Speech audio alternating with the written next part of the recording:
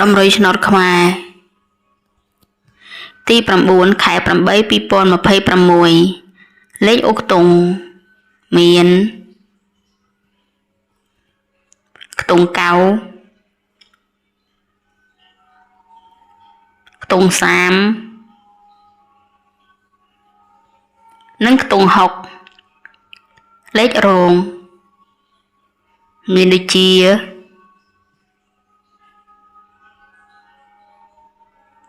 95 34និង61 3លេខមាន601និង119